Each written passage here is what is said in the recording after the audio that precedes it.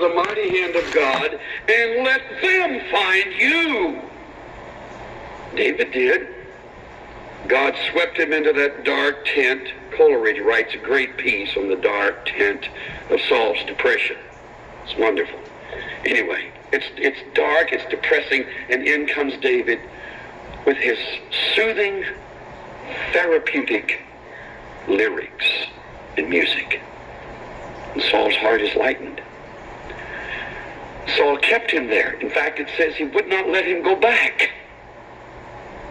And by, David killed the giant, and the story is familiar from then on. In 1 Peter 5, when you humble yourself under the mighty hand of God, God will exalt you. You don't have to promote yourself if you've got the stuff. They'll find you. God will use you.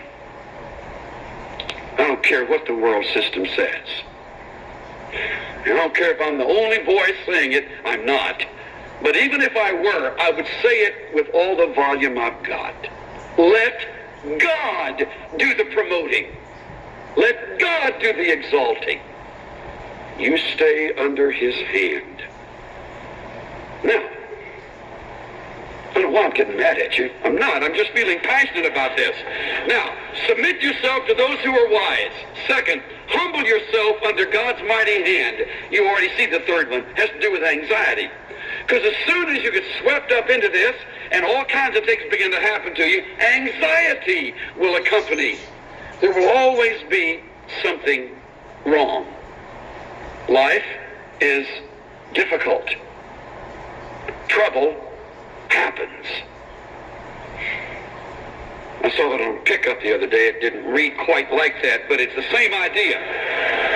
Chapter 5, verse 7, casting all your anxiety upon him because he cares for you. Here's the third piece of counsel. Get it straight. Throw yourself on the mercy and care of God. That's it. Throw yourself on the mercy and the care of God. See the word casting? Literally it says to throw upon, to heave it over, we might say. When those anxieties that always accompany growth and true success emerge, and they will every time. Sometimes the anxiety will come in the form of people. Sometimes it will come in the form of the media. Sometimes it will come in the form of things. 1,000 other things I could mention. Heave those things back on the Lord. Throw them back on the one who gave them. Psalm 55:22. Remember the verse? Cast thy burden upon the Lord, and he shall sustain thee. He will never suffer the righteous to be moved. You know what the Hebrew picture is of Psalm 55:22? It's taking a pack and letting it fall from off your back. If you've ever carried a pack in mountain climbing or in the military, you know there is nothing quite like the wonderful news from the leader. Well, let's stop here for a while. I've never seen anyone say, no, I'd rather just hold on to my pack. Everybody said, oh, wonderful, and you peel it off your shoulders, and you hear thump, thump, thump, thump, all these packs as they hit the ground. That's the word picture here. Roll your pack, cast your pack, release your burden. Reminds me of John Bunyan's picture of pilgrim, of Christian, when he came to the place of the sepulchre and the cross. The burden fell from off his back. But this is directed to us. It's a deliberate command. Now, you want a simple formula for relief? Watch closely. You just wrote it down if you took notes. Submission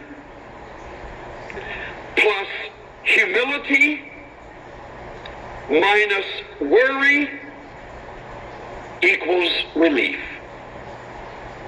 It's a simple formula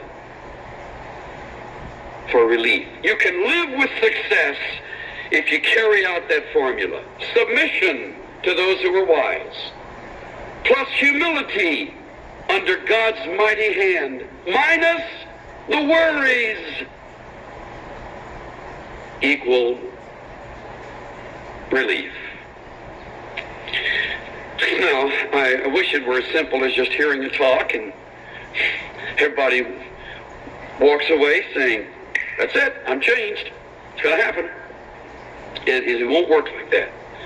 So let me suggest that there are 3 needs in all of our lives to make those things happen, to effect the changes I've talked about. First of all, we need direction.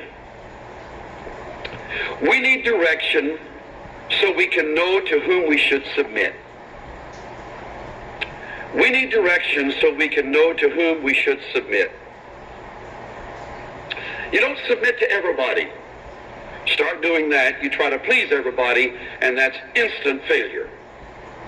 So we need God to direct us to those to whom we should submit.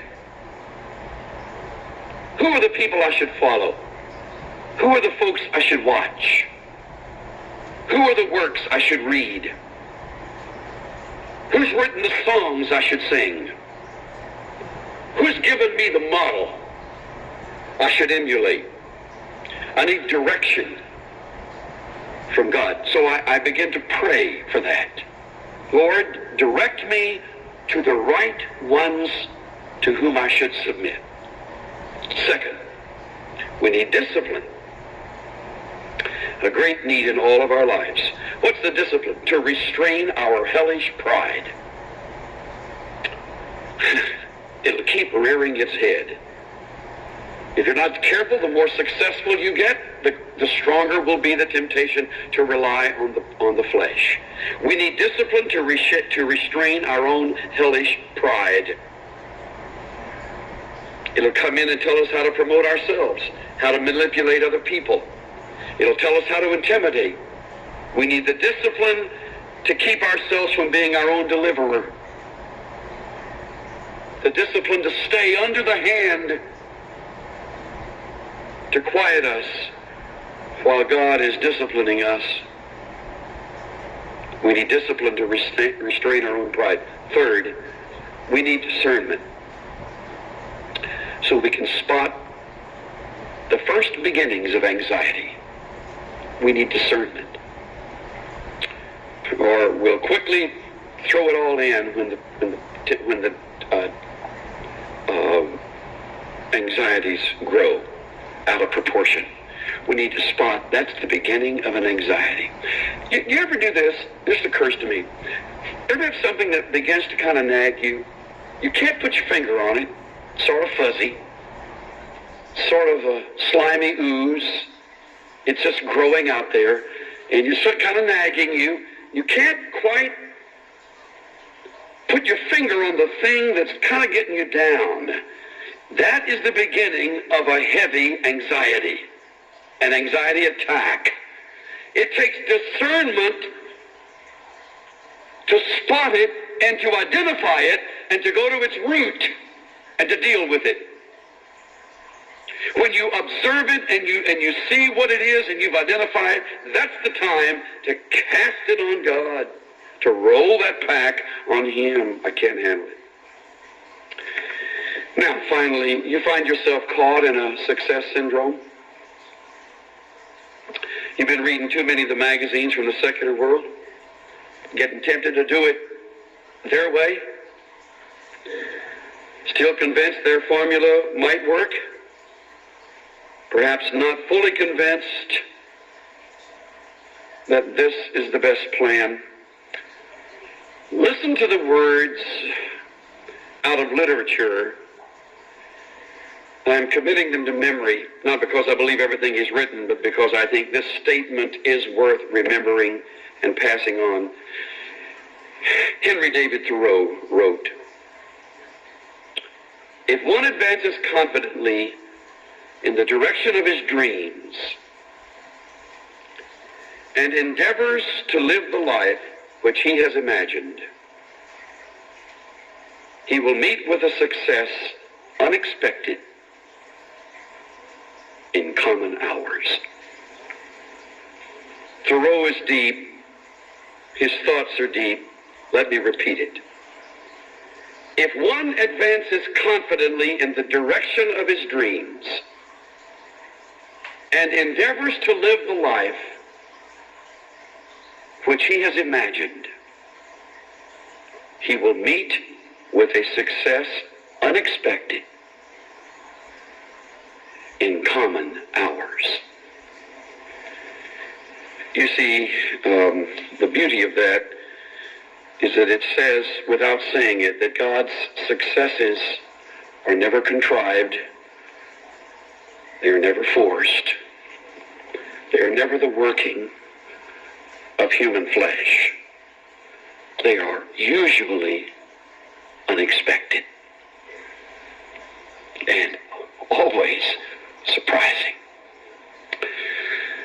I'd like us to bow our heads for just a few moments more. Just a few moments. I'd like to bring us all under the mighty hand of God. Picture it. The hand of Jesus Christ has a scar. It comes from a nail, a spike, a Roman spike that was driven through it. That hand speaks of pain. That hand is firm because it's holding you and this entire world under firm control. That hand is not going to be lifted from your life until you submit. It isn't a playful hand. This isn't a moment of frivolity. It casts a shadow across your life in the shape of a cross. It's open. It is permanently over your life. Tell me, do you know the Lord Jesus personally and intimately? If you do not, then under that mighty hand of God, your submission is the submission of your soul.